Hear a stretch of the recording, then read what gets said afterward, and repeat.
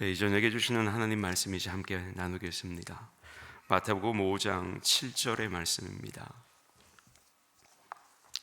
마태복음 5장 7절의 말씀입니다. 제가 가지고 있는 신약 성경은 5쪽에 있습니다. 5쪽 마태복음 5장 7절의 말씀입니다. 주신 말씀 우리 한 목소리로 함께 받겠습니다. 긍휼히 여기는 자는 복이 있나니 그들이 긍휼히 여김을 받을 것이미요. 아멘. 오늘도 예배의 자리를 지켜주셔서 감사합니다. 하나님의 은혜와 자비와 평강이 늘 여러분과 함께 하시기를 주님의 이름으로 축복합니다.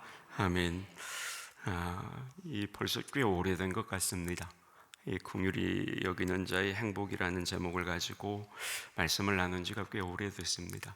저 개인적인 사정으로 그렇게 됨을 죄송스럽게 생각하고 이제 말씀을 오늘 두 번째 말씀을 이 말씀 가지고 준비하다 보니까 우리 성도님들이 과연 기억하실까 이제 이런 퀘스천이 들었습니다. 그래서 아마 다 까먹으셨을 것 같아요. 그래서 잠깐 복습을 하고 이제 이어서 오늘 말씀을 좀 나눌까 합니다.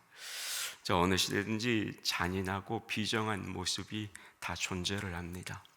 지금 우리가 살고 있는 작금의 시대도 그 어느 시대보다 비정하고 또 잔인한 시대고 인정이 메말랐다. 이제 그렇게 말씀들을 많이 하죠. 그런데 예수님 당시의 시대도 마찬가지였습니다. 예수님 당시에 그 시대적인 배경도 잔인하고 비정했던 시대였습니다. 특별히 로마의 속국이었기 때문에 우리가 특별히 말씀드리지 않아도 로마 사회 역시 잔인하고 비정했는지를 우리가 모든 역사책을 통해서도 또는 문학 작품들을 통해서도 알 수가 있죠. 이게 무슨 말이냐? 그러니까 예수님께서 오늘 긍휼히 여기는 자는 복이 있나니 저희가 긍휼히 여김을 받을 것이며라고 말씀하신 이 말씀의 시대적인 배경이 바로 그런 시대였다는 겁니다. 그저 모두가 마음 따뜻한 시대를 사랑한 것이 아니라 그 시대를 배경으로 주님께서 이 말씀을 하신 것이 아니라 비정하고 잔인하고 인정이 메마르고 그런 시대를 배경으로 긍휼히 여기는 자가 복이 있다. 이제 이렇게 말씀하셨다라는 겁니다. 그러면서 이제 제가 긍휼의 사전적인 의미를 말씀을 드렸습니다. 이 긍휼의 사전적인 의미를 찾아보면 남을 불쌍히 여겨서 돕는 것, 이렇게 정의를 합니다. 이 긍휼이라는 단어를.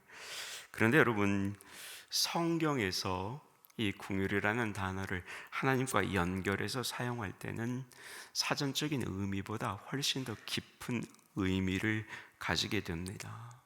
성경에서 말하는 긍휼이 뭐냐면 사랑을 주체하지 못하시는 하나님께서 약하디 약한 우리 인간들을 대할 때 보여주시는 태도, 그게 바로 성경이 말하는 긍휼이라는 겁니다.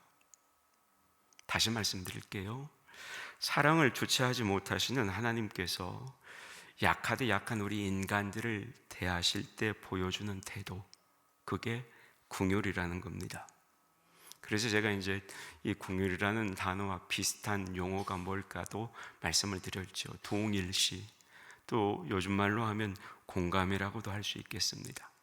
그리고 이제 하나님의 이런 우리를 향한, 인간들을 향한 긍휼하심을 단적으로 보여주었던 사건이 뭐예요? 죄의 문제로 인해서 허덕이지만 그 죄의 문제를 어찌할 수 없었던 이 약하디 약한 우리 인간들의 긍휼히 여겨주셨던 사건, 다시 말해 독생자 아들 예수 그리스도를 우리에게 보내주셔서 우리의 문제를, 죄의 문제를 해결해 주신 것, 그게 여러분 우리 인간을 향한 하나님의 최고의 긍휼의 모습이라는 겁니다.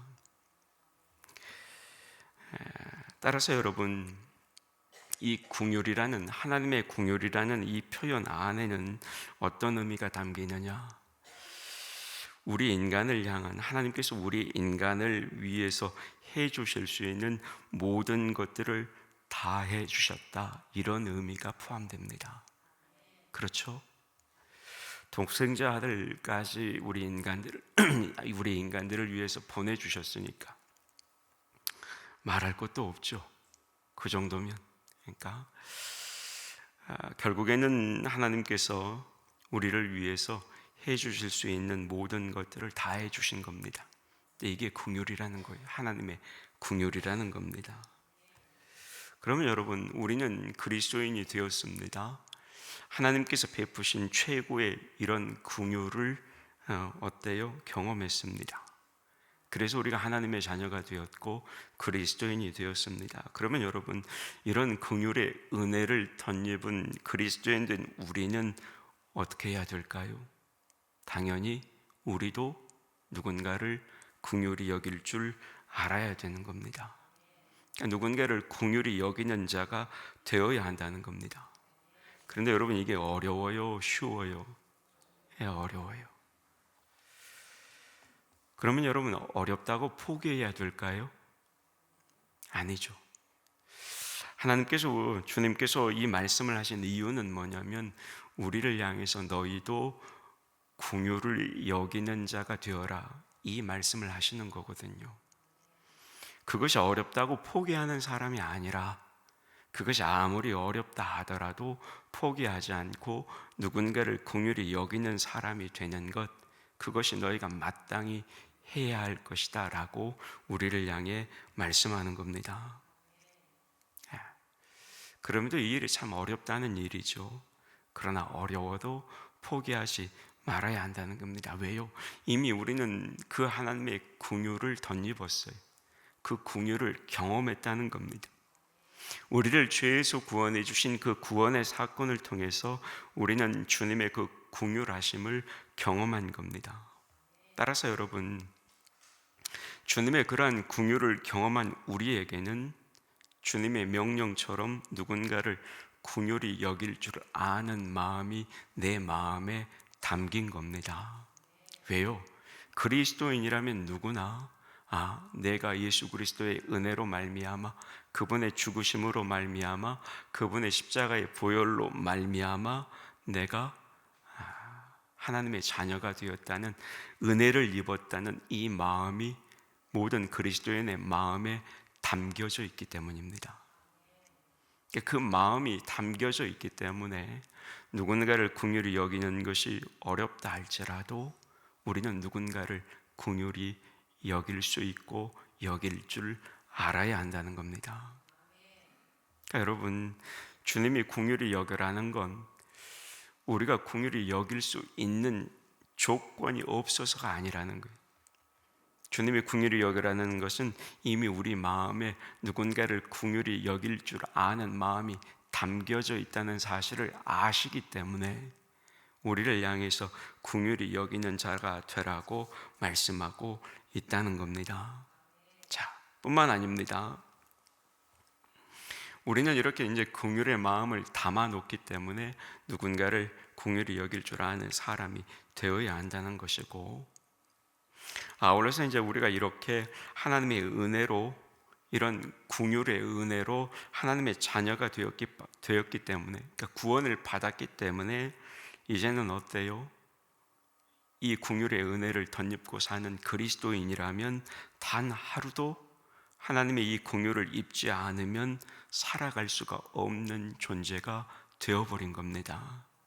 그래서 여러분, 우리가 늘 이렇게 고백해요. 오늘 하루를 살아낸 것은 내가 잘나서 살아낸 거예요? 아니죠. 하나님이 나를 불쌍히 여겨주셔서, 나를 긍휼히 여겨주셨기 때문에 내가 오늘 하루를 무사히 살아낼 수 있었다는 겁니다. 우리는 그걸 고백하지 않아요. 오늘 내가 산 것도 하나님의 은혜입니다. 이 고백이 무슨 말이에요? 나를 불쌍히 여겨주신 하나님의 은혜라는 고백 아닙니까? 그래서 여러분, 우리는 단 하루도 하나님의 이 긍휼하심을 입지 않으면 살아갈 수 없는 사람이라는 겁니다. 그래서 어때요? 저 개인적으로도 그렇게 기도합니다. 하나님, 오늘 하루를 시작했습니다. 오늘 하루를 시작했으니 오늘도 저를 좀 불쌍히 여겨주세요. 이게 제 기도 제목이 하루를 시작하는. 왜 그렇습니까? 아무리 목사지만 저 같은 사람이 어떻게 완전하신 하나님을 만족시킬 수 있겠습니까? 하나님을 만족시킬 수가 없는 거예요. 그러니까 그런 나를 하나님께서 불쌍히 여겨주셔야 어때요? 오늘 하루를 살아낼 수가 있는 겁니다. 그러니까 여러분, 하나님이 그런 은혜를 우리에게 부어주시지 아니하면 우리는 하루도 살아갈 수 없는 존재예요. 그러니까 기억하십시오. 내가 오늘 하루를 무사히 마칠 수 있다는 건, 그건 하나님께서 나를 오늘 하루 불쌍히 여기시고 긍휼히 여기시는 은혜를 나에게 허락하신 겁니다. 여러분, 그걸 고백할 수 있는 그런 그리스도인들이 되시길 주님의 이름으로 축복합니다. 여러분 보세요. 세상이 얼마나 악합니까? 그래서 무슨 일을 당할지 모르잖아요. 오늘 하루를 살아가면서. 그런 세상 속에서 하나님께서 불쌍히 여겨주시기 때문에, 그래서 나를 보호해 주셨기 때문에 오늘도 우리는 안심하고 살아갈 수가 있는 겁니다.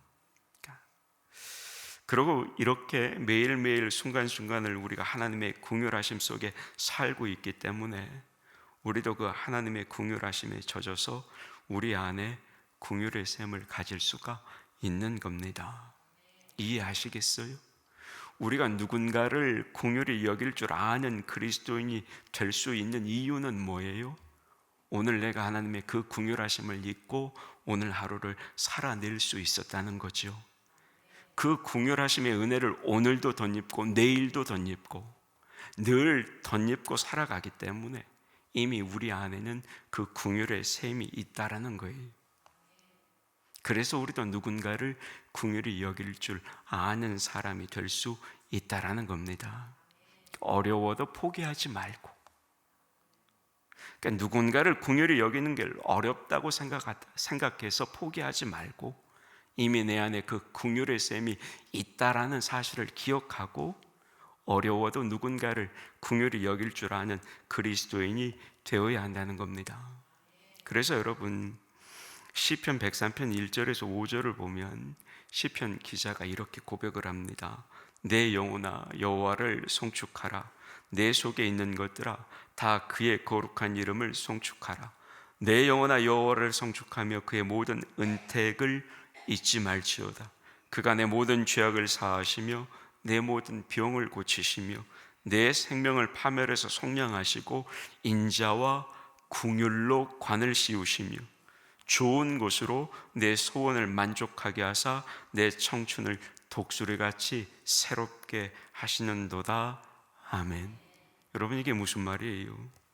우리 하나님은 자비로우시며 은혜로우시며 노하기를 더디하시며 인자하심이 풍성하셔서 날마다 경책치 아니하시고 항상 노를 풀지 않으신다는 거예요. 화를 내지 않으신다는 거예요. 우리의 죄악을 따라 갚지도 아니하시고 그저 참아주시고 그저 기다려주시고 그저 덮어주시고 우리의 모든 죄를 사하여 주신다는 겁니다. 뿐만 아닙니다. 우리의 모든 병을 고쳐주시고 우리의 생명을 파멸해서 구속해 주시고 인자와 긍휼과 관을 씌워주시고 우리의 모든 소원을 만족시켜 주신다. 이 고백이라는 겁니다. 그러니까 여러분, 맞는 말이죠.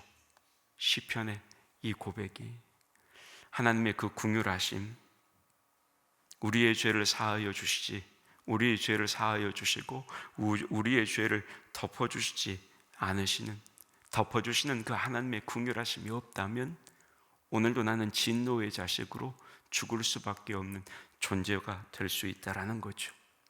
결국 우리가 그런 죄인임에도 불구하고 오늘을 무사히 살아낼 수 있는 건 뭐예요? 하나님이 나를 불쌍히 여겨주셔서 긍휼히 여겨주셔서 살아낼 수 있다라는 겁니다. 따라서 여러분, 우리가 이렇게 하나님의 긍휼하심을 잊고 살기 때문에 우리도 남을 긍휼히 여길 수가 있다는 겁니다. 내가 경험했기 때문에 그 긍휼의 맛을 보았기 때문에 가능하다는 거예요. 그러므로 어떻게 이런 불가능한 일을 우리에게 나에게 왜 자꾸 시키는지 모르겠다고 하나님 앞에서 불평해서는 안 된다는 겁니다. 포기해서는 안 된다는 거예요.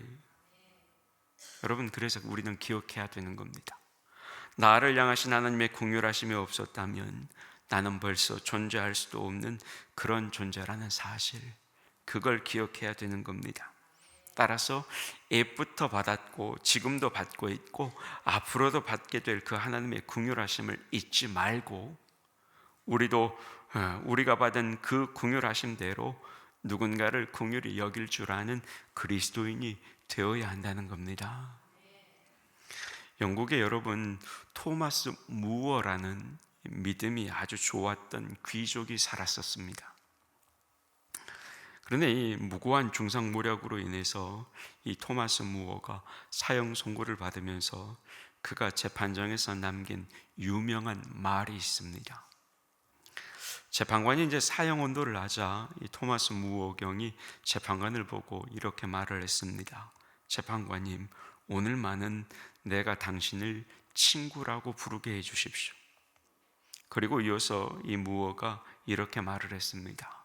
친구여, 당신과 나의 관계가 바울과 스데반의 관계처럼 되기를 원합니다. 바울은 스데반을 미워해서 돌로 쳐 죽인 사람입니다. 그러나 후에 바울이 예수님을 믿고 평생토록 복음 증거자의 인생을 살았으며 지금은 하나님 나라에서 스데반과 가장 가까운 친구로서 손잡고 영원히 살고 있습니다. 당신이 나에게 사형을 언도했지만 당신도 예수 믿고 나중에 저 하늘나라에서 나와 함께 손잡고 영원토록 기뻐하며 행복하게 사는 친구가 되기를 바랍니다. 이렇게 말을 했습니다. 토마스 무어의 이 말을 듣고서 재판관이 충격을 받았습니다. 그리고 토마스 무어에게 이렇게 말을 했습니다. 물었습니다. 나는 당신에게 사형을 언도하는데 당신은 어찌해서 나에게 이렇게 선한 말을 합니까? 이렇게 재판관이 토마스 무어에게 물었습니다. 그러자 토마스 무어가 이렇게 답변했습니다. 내가 그렇게 할 수 있는 것은 예수님께서 나에게 먼저 긍휼을 베푸셨기 때문입니다. 여러분 어때요? 이 토마스 무어라는 사람은 자기의 목숨, 그 목숨을 앗아가는 이 재판관에게도 긍휼을 베풀었다는 거죠. 이유가 뭡니까? 내가 먼저 예수 그리스도의 긍휼을 경험했기 때문에, 그분으로 인해서 내가 살았기 때문에, 영생을 얻었기 때문에. 여러분, 그래서 우리는 기억해야 되는 겁니다. 우리는 하나님의 이런 하나님의 무한하신 긍휼을 경험했기 때문에 어려워도 반드시 누군가에게 우리가 받은 그 긍휼을 베풀 수가 있는 겁니다. 포기하면 안 돼요. 자꾸 우리는 누군가를 불쌍히 여기고 긍휼히 여겨야 한다는 겁니다. 그러면 여러분, 우리가 어떻게 해야 예수님처럼 긍휼히 여기는 자가 될 수 있을까요? 방법은 간단합니다. 예수님의 모범을 따르면 되는 겁니다. 모범이신 예수님께서 이 세상에서 계실 때 우리에게 보여주신 몇 가지 모범이 있습니다. 그 모범의 첫 번째가 뭐냐면 예수님은 구원받지 못하는 사람들을 아주 불쌍히 여기셨다는 겁니다. 누구를 불쌍히 여기셨다고요? 구원받지 못한 사람들. 예수님에게는 긍휼의 첫 번째 대상이 누구였냐면 구원받지 못한 사람이었습니다. 여러분, 마태복음 9장 36절은 이렇게 증거를 합니다. 무리를 보시고 불쌍히 여기시니 이는 그들이 목자 없는 양과 같이 고생하며 기신함이라. 여러분, 예수님은 세상에 있는 사람들을 보실 때 신분의 고하나 빈부에 관계없이 마음속에 하나님을 모시지 않고 사는 사람들이라면 누구나 그 사람들을 불쌍히 여기셨습니다. 목자가 없어서 어디로 가야 할지 몰라 뿔뿔이 흩어져 헤매는 고생하는 양처럼 보셨다고 했습니다. 여러분, 이게 예수님의 긍휼이에요. 여러분, 복음을 전하는 일, 전도하는 일, 이건 뭐예요? 예수님의 이 긍휼을 실천하는 겁니다. 여러분, 자꾸 이 시대가 전도를, 복음 전하는 일, 한 영혼 구원하는 걸 숫자로 계산하는데 그건 아니에요. 제가 지난번에도 말씀드렸습니다만 복음을 전하는 것, 전도를 하는 건 숫자적 개념으로 이해해서는 안 되는 겁니다. 그 안에 담긴 의미를 보아야 되는 거예요. 복음을 전하는 건 오늘 말씀에 의하면 어떤 의미가 담긴 거예요? 예수님의 긍휼하심을 실천하는 의미가 담긴 거예요. 왜? 예수님도 구원받지 못한 사람들을 가장 불쌍히 여기셨으니까. 우리도 마찬가지여야 된다는 겁니다. 우리도 처음부터 복음을 접한 건 아니잖아요. 누군가를 통해서 복음을 접했고 우리는 그 복음을 통해서 하나님의 자녀가 되었습니다. 그래서 우리가 그 주님의 긍휼하심을 덧입은 사람이구나 라는 사실을 깨달은 겁니다. 여러분 기억하세요. 복음을 전하는 건 하나님의 이 긍휼하심, 주님의 그 긍휼하심을 실천하는 삶인 겁니다. 따라서 여러분, 우리도 어떻게 돼야 되는 거예요? 우리 주변에 있는 누군가에게, 아직도 하나님을 알지 못하는 누군가에게 이 주님의 마음을 가지고 그들을 불쌍히 볼 수 있어야 한다는 겁니다. 여러분 보세요. 그들을 불쌍히 여기지도 않는데 어떻게 우리가 그들에게 복음을 전하겠습니까? 그들을 불쌍히 여길 줄 알아야 복음을 전할 거 아닙니까? 불쌍히 여기지 않으면 그냥 네 멋대로 살아라고 냅둬 버리는 거죠. 그러나 그들을 불쌍히 여기는 마음이 있기 때문에 어때요? 복음을 전하는 겁니다. 여러분 기억하시고 아직도 하나님을 알지 못하는 사람들을 긍휼히 여기시고 그들에게 복음을 전할 수 있는 자들이 되시길 주의 이름으로 축복합니다. 여러분 보세요. 결국에는 구원받느냐 받지 못하느냐, 이게 여러분 우리의 모든 것들을 결정 지을 겁니다. 생각해 보세요. 이 세상에서 고대광실 좋은 집을 지어놓고 살면 뭐합니까? 모두가 우러러보는 자리에 오르면 뭐합니까? 남보다 조금 앞서면 뭐합니까? 남보다 조금 건강하게 몇 년 더 살면 뭐합니까? 만약에 구원받지 못했다면 이 모든 것을 다 누리고 산 사람이라 하더라도 아무런 필요가 없는 겁니다. 그 사람이 제일 불쌍한 사람이. 여러분 성 어거스틴이 이런 말을 했습니다. 우리가 영원히 떠난 육신을 앞에 놓고 통곡을 한다면 하나님 떠난 영혼을 놓고 어찌 눈물을 흘리지 않겠는가? 맞는 말이지 않습니까? 영혼 떠나버린 육신 앞에 놓고 우리가 통곡하잖아요. 죽었다고. 그 죽음 앞에서는 울면서도 하나님 떠나버린 영혼 앞에서는 왜 눈물을 흘리지 못합니까? 왜 그럴까요? 그 사람에 대해서 여전히 불쌍히 여기는 마음이 없기 때문인 거죠. 그게 솔직한 우리의 모습이라는 겁니다. 여러분, 아무리 세상에서 남부럽지 않은 삶을 살아도 그 삶은 영원하지 못합니다. 그리고 그 삶에는 구원이 없는 겁니다. 따라서 구원받지 못한 가족, 구원받지 못한 이웃, 구원받지 못한 누군가가 있다면 여러분, 그 영혼들을 우리가 긍휼히 여길 줄 알아야 되는 겁니다. 여러분, 영적으로 눈이 어두워져 캄캄하면 어쩔 수가 없는 겁니다. 그때는 어때요? 주님이 말씀하신 것처럼 정말 목자 없는 양처럼 갈팡질팡하는 겁니다. 그래서 하나님께서 그 사람을 불쌍히 여기신 겁니다. 그러니까 우리도 마찬가지예요. 그런 사람들을 보고 그런 영혼들을 보면 불쌍히 여길 줄 알아야 되는 겁니다. 여러분, 이게 주님의 긍휼하심임을 잊지 마시기를 축복합니다. 긍휼히 여기기 위해서 우리가 예수님께로부터 배워야 할 두 번째 모범이 있습니다. 그 모범이 뭐냐면 다름 아니라 아까는 구원받지 못한 자들을 긍휼히 여기는 거고, 두 번째 모범은 뭐냐? 고통 중에 있는 자들을 긍휼히 여기는 겁니다. 여러분, 주님은 병든 사람, 장애인, 세상에서 버림받고 천대받은 죄인들, 귀신 들린 사람들과 같은 그런 사람들을 정말로 불쌍히 여기셨습니다. 여러분, 마가복음 1장을 보면 이런 이야기가 나옵니다. 나병 환자가 죽을 고생을 해서 예수님 앞에까지 옵니다. 아마도 돌에 맞아 죽을 고생을 해서 예수님 앞에까지 찾아온 겁니다. 그가 뭐라고 예수님께 말을 하냐면 이렇게 말을 합니다.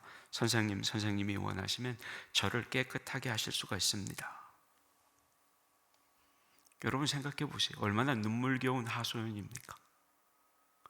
돌에 맞아 죽을 각오를 하고 주님 앞에 수많은 무리들을 해치고 와서 무릎 꿇고 주님께 하는 말입니다. 주님, 나 좀 깨끗게 해주십시오. 나 좀 낫게 해주십시오. 그때 예수님이 뭐라고 말씀하셨습니까? 마가복음 1장 41절은 이렇게 기록을 합니다. 예수께서 불쌍히 여기사 손을 내밀어 그에게 대시며 이르시되 내가 원하노니 깨끗함을 받으라 하시니 아멘.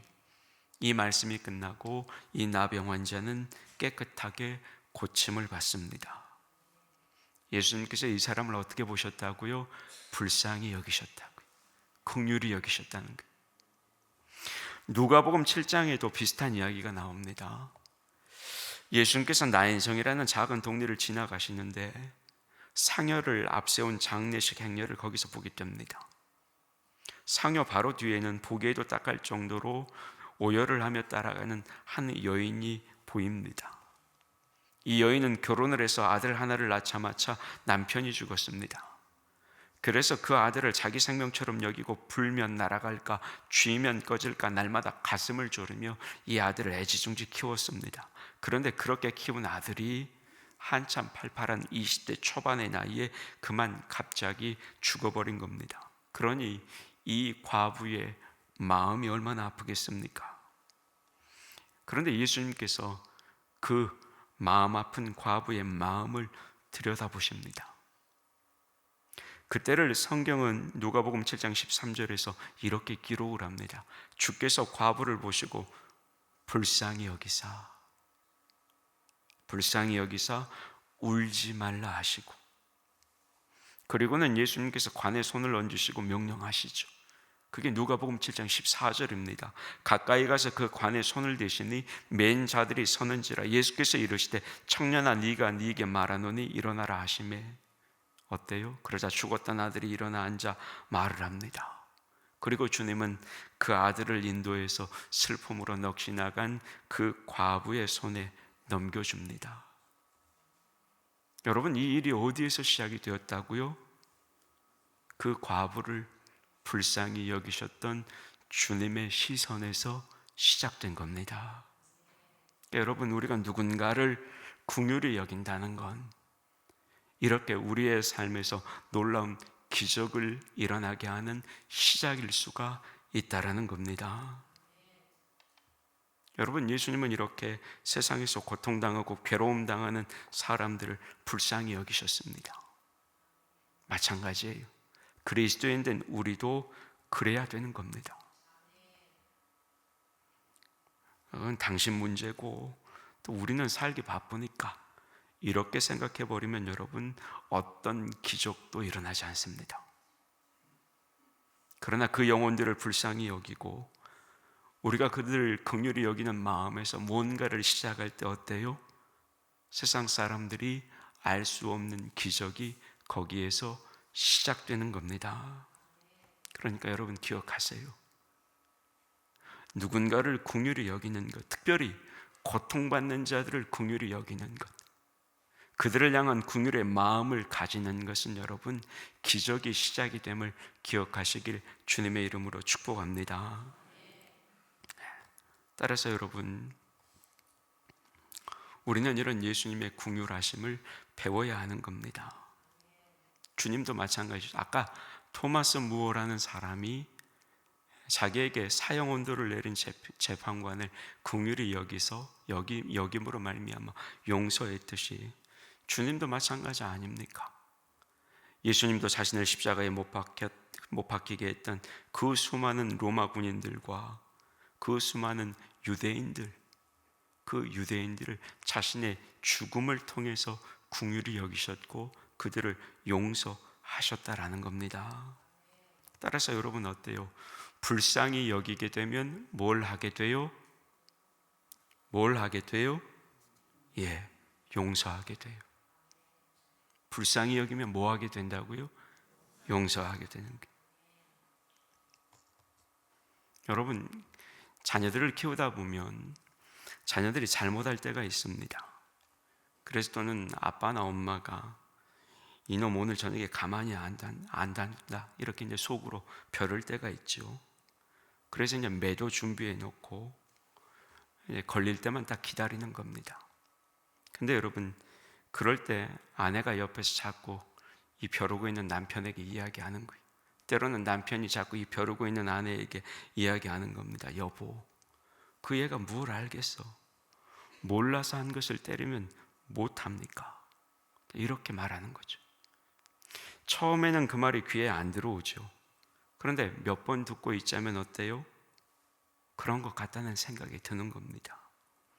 겨우 열 서너 먹은 얘가 뭘 알겠습니까? 그렇게 되면 뭐가 생기는 거예요?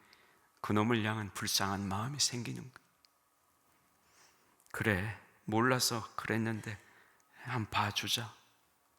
이렇게 되는 거죠. 여러분, 주님의 긍휼하심을 배우면 누군가를 반드시 용서할 수 있게 되는 겁니다. 기억하세요.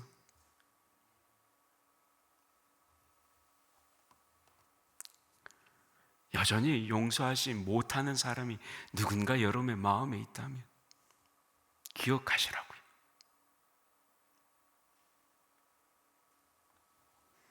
그 사람을 불쌍히 여길 줄 아는 눈을 가지시기를 축복합니다.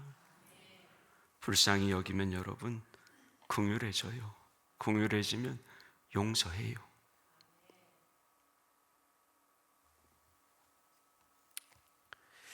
용서하지 못하니까 그 눈으로 자꾸 그 사람을 보니까 저 사람도 나를 용서하지 못하게 보이는 겁니다. 내가 저 사람에 대해서 오해를 하기 때문에 저 사람도 나를 그렇게 보는 것처럼 생각이 된다고요. 그런 문제가 발생했을 때 여러분, 그 문제는 저 사람의 시선의 문제가 아니고 그 문제는 내 시선의 문제예요. 내가 저 사람을 긍휼히 여기지 못하기 때문에, 내가 저 사람을 불쌍히 여기지 못하기 때문에 내가 그 사람의 시선이 나도 그렇게 느껴지는 겁니다. 내가 그 사람을 불쌍히 여기고 내가 그 사람을 긍휼히 여기면 그 사람을 용서하게 되는 거예요. 그 시선이 사라지는 겁니다. 그러니까 여러분, 상대 탓할 필요가 없는 거예요. 누구 탓할 필요가 없는 거라고요. 그거 다 내 문제예요. 내 문제라고. 그러니까 여러분 기억하세요. 예수님도 십자가에서 뭐라고 말씀하셨어요? 저들이 몰라서 하는 일입니다. 그러셨잖아요. 나를 몰라서, 잘 몰라서 나를 십자가에 못 박는구나. 그래서 참 불쌍하구나. 이러셨다고요. 그러니까 여러분, 우리가 누군가를 불쌍히 여기게 되면 주님처럼 용서하게 되는 거예요.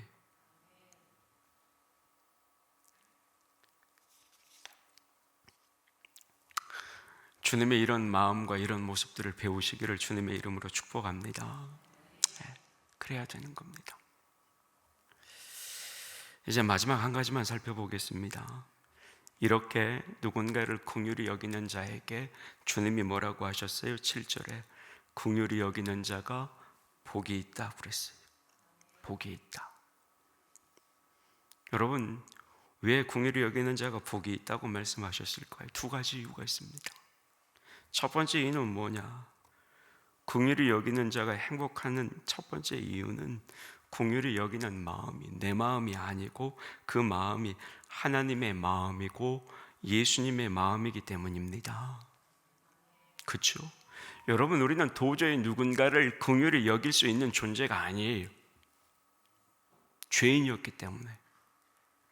그런데 그런 죄인이었던 우리를 예수님께서, 하나님께서 독생자 아들 예수 그리스도를 보내셔서 우리로 하여금 그 긍휼하심을 경험하게 하셨습니다.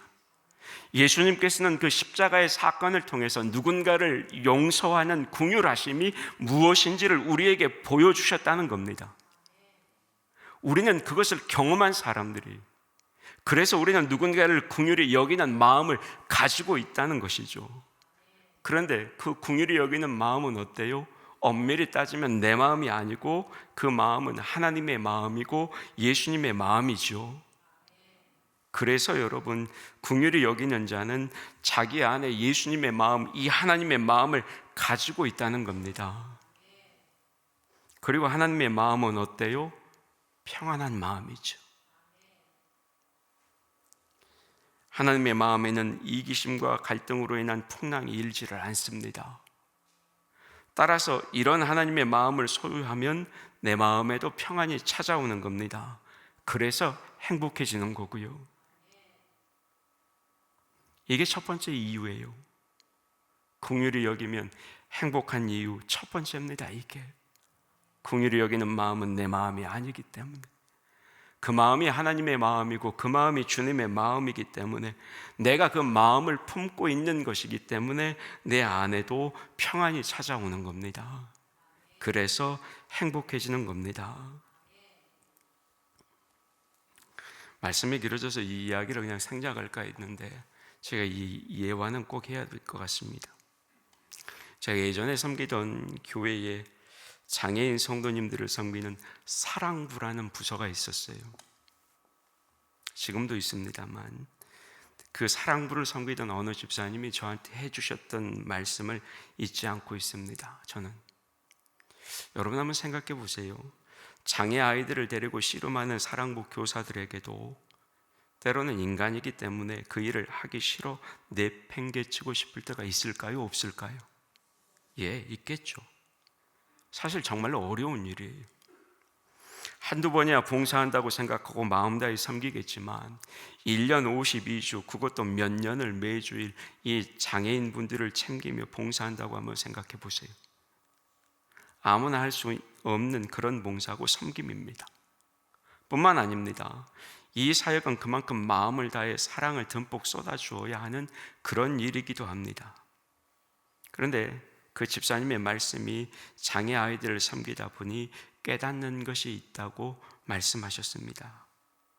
그러면서 그게 뭐냐고 물어봤더니 이렇게 대답하셨습니다. 이렇게 하는 것은 내 마음을 가지고 하는 것이 아니고 하나님의 마음을 가지고 하는 것이구나. 이것은 내 마음이 아니라 하나님의 마음이구나. 이 일을 하면서 그런 마음이 든다는 거예요. 여러분, 맞죠? 내 마음이고 이기적인 사람의 마음을 가지고는 여러분, 그건 할 수 없는 일이에요. 지적 장애, 지체 장애, 그 두 가지 장애를 다 가지고 있는 장애도 있어요. 그런데 그 장애인들을 매 순간마다 긍휼히 여겨야 그 섬김을 할 수가 있는데, 그게 내 이기적인 마음이면 그렇게 할 수 있겠냐고요. 거기에서 이 집사님이 깨달은 겁니다. 이건 내 마음이 아니고 하나님의 마음이구나. 우리의 마음 가지고는 할 수 없는 일이에요. 인간적인 마음 가지고. 하나님의 마음이니까 그런 일들을 할 수가 있는 겁니다. 그러니까 여러분, 결국에는 이 마음을 우리가 품어야 하는 겁니다. 그게 하나님의 마음이니까. 두 번째는 긍휼히 여기는 자가 행복한 이유가 있습니다. 이유가 뭐냐? 두 번째 이유는 우리가 긍휼히 여기면 하나님께서도 우리를 긍휼히 여겨주시기 때문입니다. 자, 여러분, 이 말씀을 좀 잘 들어보세요. 우리가 구원을 받을 때 값없이 조건 없이 하나님의 긍휼을 입었습니다. 그러나 구원받은 다음에 하나님의 긍휼을 입으려면 여러분, 그건 조건적입니다. 자, 너희가 긍휼히 여기면 내가 긍휼히 여긴다. 너희가 용서하면 내가 용서한다라는 겁니다. 그런데 여러분, 이건 거짓말이 아니에요.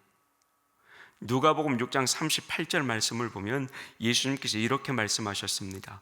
주라, 그리하면 너희에게 줄 것이니 곧 후히 되어 누르고 흔들어 넘치도록 하여 너희에게 안겨주리라. 너희가 헤아리는 그 헤아림으로 너희도 헤아림을 도로 받을 것이니라. 여러분, 이게 무슨 말이에요?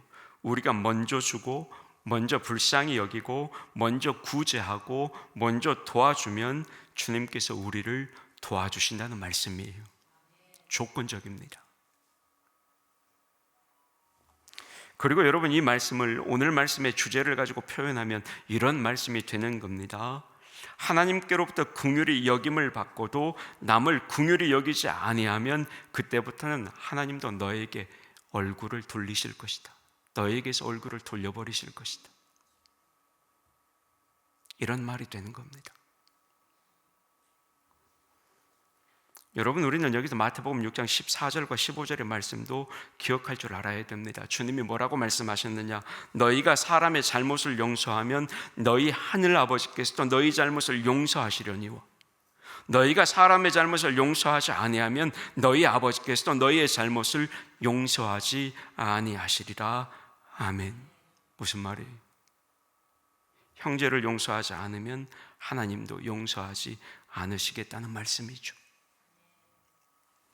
그리고 이 말씀은 이미 하나님의 긍휼을 입고 구원받은 사람이 계속해서 하나님의 긍휼을 입기 위해서는 먼저 용서를 베풀라는 그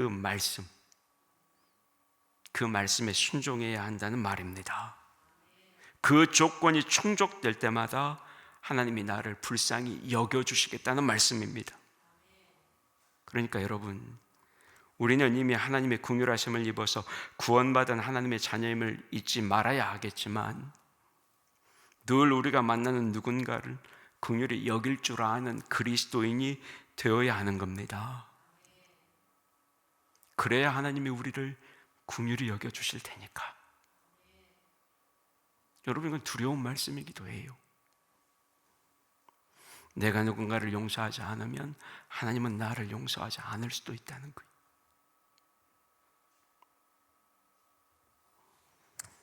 따라서 여러분, 이 긍휼의 마음을 가지고 누군가를 늘 용서하고 또 용서할 줄 아는 그런 그리스도인이 되시길 주님의 이름으로 축복합니다. 말씀을 맺겠습니다. 세상이 참 어려워요. 자꾸이 우리가 살아가는 세상이 참 어렵습니다. 인정이 메말라가고 뭐 하나 나눠 먹는 것조차 쉽지 않은 시대가 되어버렸습니다. 옛날에는 어때요? 이웃 감 하나 이렇게 서리하는 것 가지고 경찰에 신고하고 그러지 않았어요. 요즘은 이웃집 감 하나 따먹는 걸로 도둑놈이 되는 세상입니다. 우리의 마음이 그렇게 해라는 게 그게 잘한 일이라는 건 아니에요. 그런데 우리 사회가 그런 우리의 마음이 어때요? 그렇게 메말라 버렸다는 겁니다. 이런 시대 앞에서 하나님을 믿는 하나님의 자녀된 그리스도인들에게 주님이 명령하시는 겁니다. 뭐라고? 긍휼히 여김을 받았으니 긍휼히 여기는 사람이 되라고 말씀하시는 겁니다. 이미 우리가 그 긍휼하심을 먼저 경험했기 때문에 누군가를 긍휼히 여길 줄 아는 그리스도인, 그런 하나님의 자녀, 그런 나주교회 성도들이 다 될 수 있기를 주님의 이름으로 축복합니다. 아멘. 하나님, 우리는 우리를 긍휼히 여기시는 하나님의 그 긍휼하심이 아니면 어느 한순간도 살아갈 수 없는 사람들입니다. 그 긍휼하심 덕분에 오늘을 살았습니다. 내일도 살 수 있을 것입니다. 주님 하나님의 그 긍휼하심을 잊지 않고 감사하는 우리 모두가 되게 하여 주시옵소서. 아울러 그 하나님의 긍휼하심을 닮아서 누군가를 긍휼히 여길 줄 아는 하나님의 자녀, 주님 닮은 그리스도인들이 되게 하여 주옵소서. 여전히 하나님을 모르는 자들, 그들을 긍휼히 여기는 마음을 주셔서 그들을 불쌍히 여기고 그들을 사랑하고 그들에게 복음을 전할 수 있는 사람들이 되게 하여 주시고, 아울러 여전히 내가 용서할 수 없는 사람들, 그 사람들을 불쌍히 여겨 그들을 긍휼히 여겨 용서할 수 있는 그런 긍휼히 여기는 하나님의 백성들이 되게 하여 주시옵소서. 시대가 악합니다. 이 비정한 시대 속에 주님이 다시 우리에게 말씀하십니다. 긍휼히 여기는 자는 복이 있나니 저희가 긍휼히 여김을 받을 것이다. 주님 이 말씀을 잊지 않고 한 영혼 한 영혼을 긍휼히 여기며 살아가는 우리 모두가 되게 하여 주시옵소서. 예수님의 이름으로 기도하옵나이다. 아멘.